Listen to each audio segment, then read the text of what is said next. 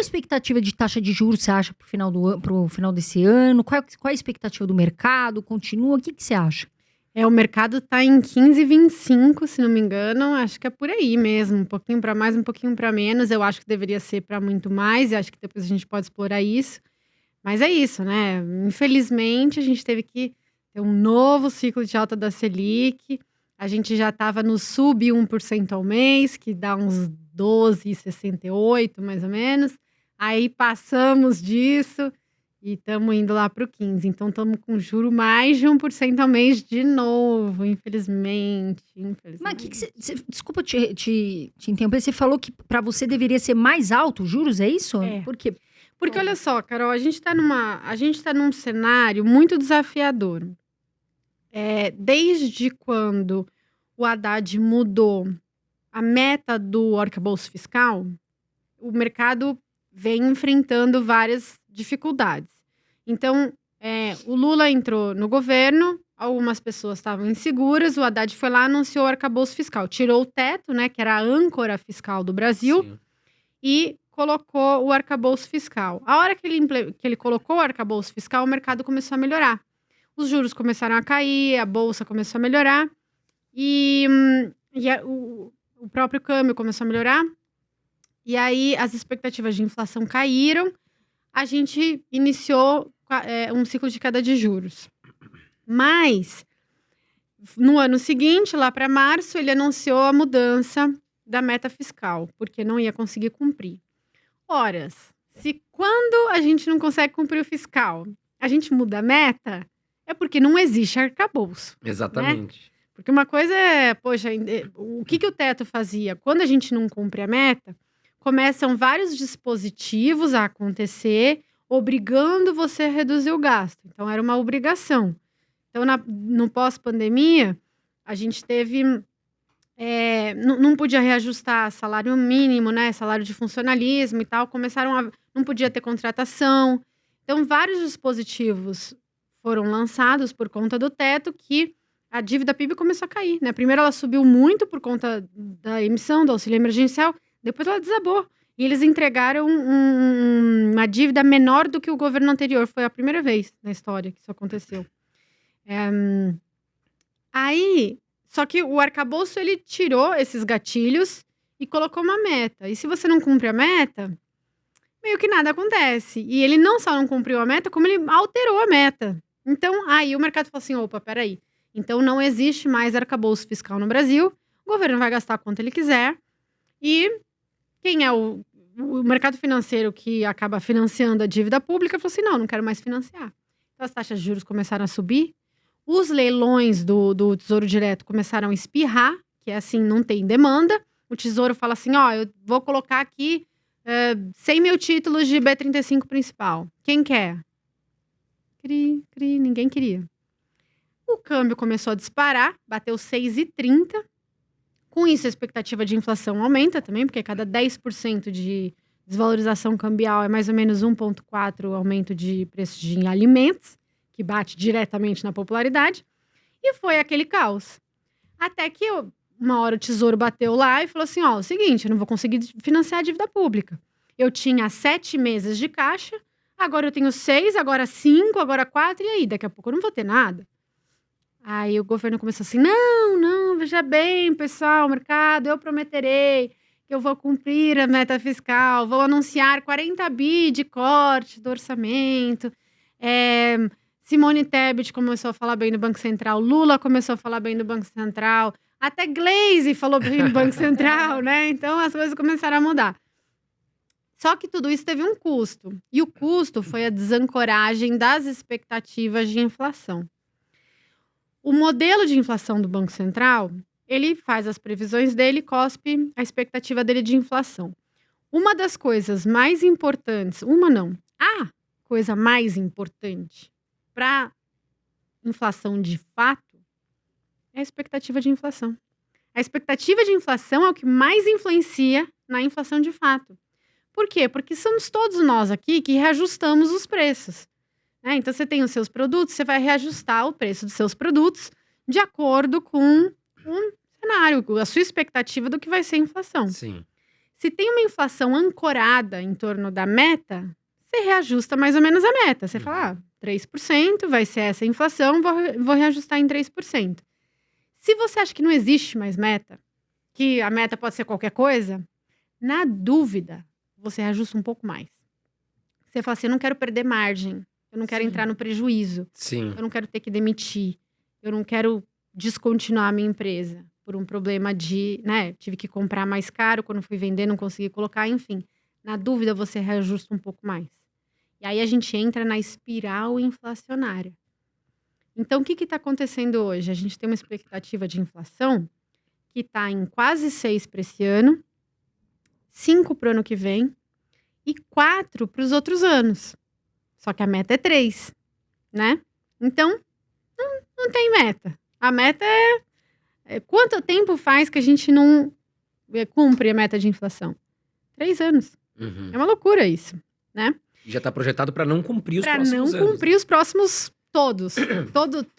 Todos os anos que tem expectativa de inflação no relatório Focus estão fora da meta. 2028 está 3,75. Mas ainda fora da meta, né? Mais para 4 do que para 3. Então, esse cenário é exatamente o mesmo cenário que estava em 2016. A gente fechou 2015 com inflação de 10,67. 2016, governo Dilma, estávamos com uma inflação muito alta. Sim. Tivemos impeachment e entra em março de 2016 o Ilan Goldfarb, que era do Itaú.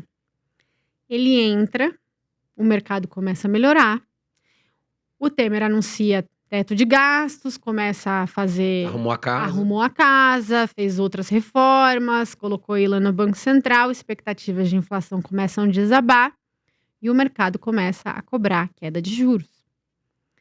Ilan não cortou, foi cortar só em outubro.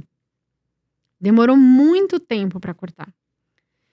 Fast forward, 1 ano e meio depois, a expectativa de inflação, a inflação de fato, estava 3,87. Na época a meta era 4. Então a expectativa caiu abaixo da meta. E todos os anos de expectativa de inflação estavam ancorados em torno de 4. Por que foram baixar para 3, né? Você vê? Não, mas foi bom baixar para 3. Sim. Em 2020, 2019, a inflação estava rodando em média a 3, com períodos de 2,80. Controlada, né? Totalmente controlada, em torno da meta, com expectativas de inflação ancoradas em torno de 3. O problema foi depois, foi o pós-pandemia. Né? A gente começou a gastar demais, esquecemos que o fiscal era importante. Então, como é que a gente controla, como é que a gente quebra a espinha dorsal da inflação? Que no final das contas é a expectativa de inflação. Como é que a gente faz os agentes se reancorarem nas expectativas de inflação? O Banco Central precisa ser mais rock, mais austero. Ele precisa falar assim, vou fazer o que tiver que ser feito para controlar a inflação. Sim. E isso significa surpreender o mercado com uma Selic mais alta. E provavelmente o pessoal deve estar perguntando assim, mas pô, isso vai acabar com a atividade e tal. Mais ou menos, isso desacelera a atividade no curto prazo. Mas quando você tem uma política bem austera, você diminui a expectativa de inflação de longo prazo e, portanto, você diminui o juro de longo prazo. Sim. Que é o que as empresas usam para fazer financiamentos, investimentos e tal. Então, você aumenta o PIB potencial de longo prazo. Sim. Então, isso era o que deveria ter sido feito. Se você fosse fazer o mesmo bom trabalho que Ilan fez e toda a sua equipe, Berriel, enfim, quando entraram no Banco Central. Mas não é o que esse Banco Central está fazendo. Ele acabou de anunciar na última reunião do Copom que vai reduzir o passo de alta, né? Porque quer esperar os efeitos defasados das altas que ele deu anteriormente. Ou seja, ele está indo numa linha que o Lula... Porque o Galípolo foi indicado pelo Lula, o novo presidente do Banco Central. Você não acha que tem um dedo político aí para essa ata do Copom ter vindo mais light? Eu não acho que tem dedo político, mas eu acho que o próprio Galípolo se sente Pressionado. pressionado. Sim. Não que o Lula, de fato, pressione, mas eu acho que ele se sente pressionado. Antes do Copom, ele tinha uma linha muito mais heterodoxa do que ortodoxa, né? Ilan não. Ilan sempre foi numa linha super ortodoxa. A la Bevilacqua, que também foi outro presidente do Banco Central que fez uma alta gigantesca e depois fez o maior ciclo de queda da nossa história. Ilan também foi o segundo maior ciclo de queda da nossa história, porque controlou a inflação e depois pôde cair. A gente está no segundo ciclo de alta. Porque não controlou a inflação da primeira vez. Porque deixou espaço, porque deixou a expectativa desancorar. Então, se você não faz direito a primeira vez, você tem que fazer 2, 3, 4 e nunca tá ancorado. E aí você acha que o problema é a meta. Não é a meta. É a condução da política monetária e a ancoragem das expectativas de inflação. Então você acha, assim, o Boletim Focus projetou 15%, projeta hoje 15% para o final do ano.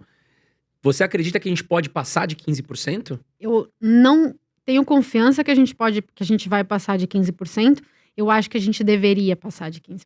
Ah, tá. Mas que provavelmente não vai acontecer por Não uma vai pressão acontecer. política.